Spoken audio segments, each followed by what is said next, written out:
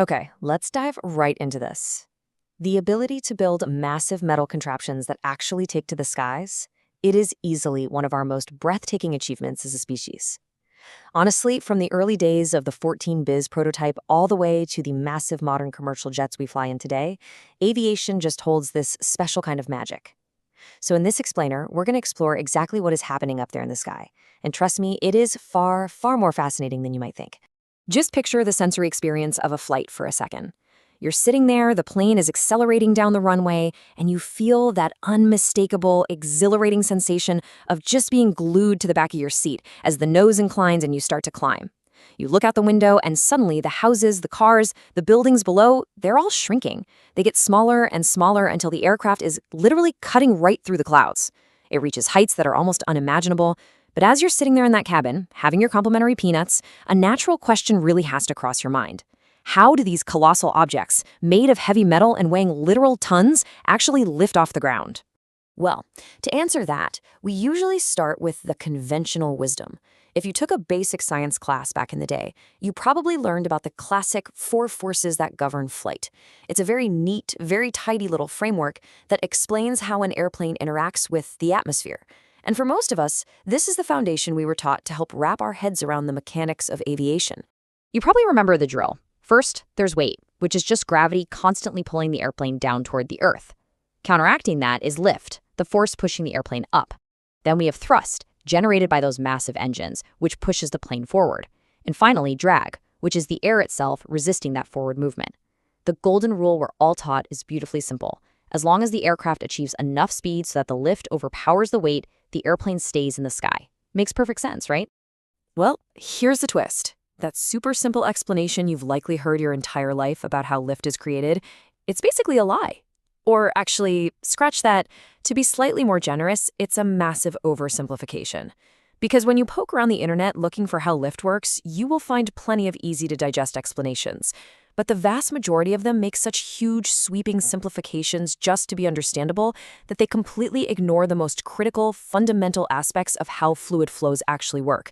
And honestly, it's pretty easy to see why they simplify it. Because the real answer? It's not simple at all. It is incredibly, mind-bendingly complicated. Now, what's really interesting is how researcher Philip Spieth perfectly captures this paradox. He noted, it's easy to explain how rockets work, but it takes a rocket scientist to explain how wings work. By watering down our understanding of lift, we actually kind of hide the true genius of human engineering. The fields that study airflow and lift, aerodynamics and fluid mechanics, they are notoriously complex, and they're filled with concepts that are just deeply unintuitive.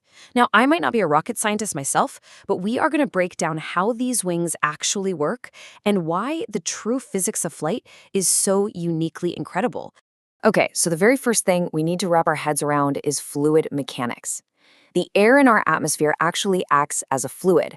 And remember, fluids aren't just liquids like water. Gases in motion behave under the exact same physical laws.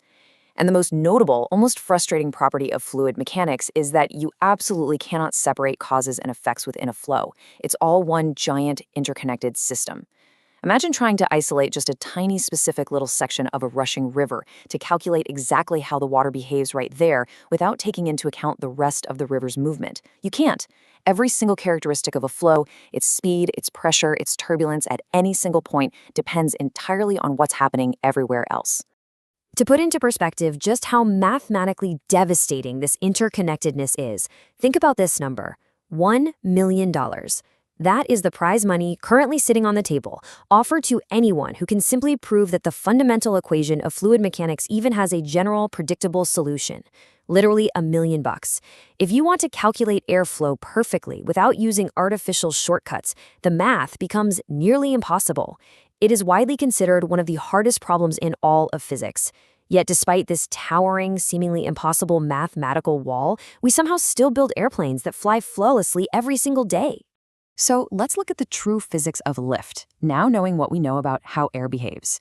When an airplane is moving, what really matters is its speed relative to the air around it. The engines provide the thrust, right? They accelerate the massive aircraft to incredibly high speeds. But here's the thing. The engines don't keep the plane in the air. They just throw the plane against the air. and that air is an absolute chaotic mess of countless particles zooming around completely randomly in all directions. The real magic happens when those randomly moving air particles smash into the wings. First off, the rigid wing physically deforms the air. Because the wing has a very specific, deliberate shape, the air has to change its own shape to flow around it. But here is the critical part. That effect propagates outwards. The wing doesn't just affect the thin little layer of air it physically touches, it displaces air that in turn displaces more air, propagating way out into the distance. It's like a chain reaction. The wing deforms the fluid, creating a massive area of circulation, which drastically changes the pressure, the velocity, and the direction of the air in a huge radius around the entire aircraft. As a direct consequence of all this circulation, the air passing over and under the wing gets shoved downwards. And this brings us right back to good old Newton's third law, action and reaction. The wing pushes a tremendous amount of air down, and in response, that air pushes the airplane up. So the crucial point here is that this action and reaction absolutely generates a significant portion of the lift. But, wait for it, it's still not the whole story. Because beyond just changing the direction of the air, the wing's shape profoundly alters the air's speed and pressure. Because of that massive circulation we just talked about, the air passing above the wing speeds up, and its pressure drops. Conversely, the air passing below the wing slows down, and its pressure spikes. And what is pressure really? It's simply force spread over an area. Because you have a higher pressure, a significantly stronger force pushing up from underneath the wing, and a lower pressure above it, you got a literal physical force aggressively pushing the airplane up from below. This is the other major piece of the lift puzzle. Now, if you take absolutely nothing else away from this explainer today, remember this crucial concept. The change in the air's direction and the difference in pressure are not two separate isolated things. Remember fluid mechanics? Everything is connected. They form what we call a cycle of reinforcement. High-speed air tends to lower pressure, and low pressure tends to make air move faster. The changes in speed and direction encourage the formation of different pressure zones, which in turn feed right back into changing the speed and direction of the flow. It's this continuous, tightly intertwined loop that successfully sustains your flight. Because everything in this flow is so deeply connected, changing just one tiny variable alters the entire system. And this is exactly how pilots maneuver thousands of tons of metal through the sky. They can modify the intensity and direction of the lift forces by adjusting three main things. First, the speed of the aircraft using the engines.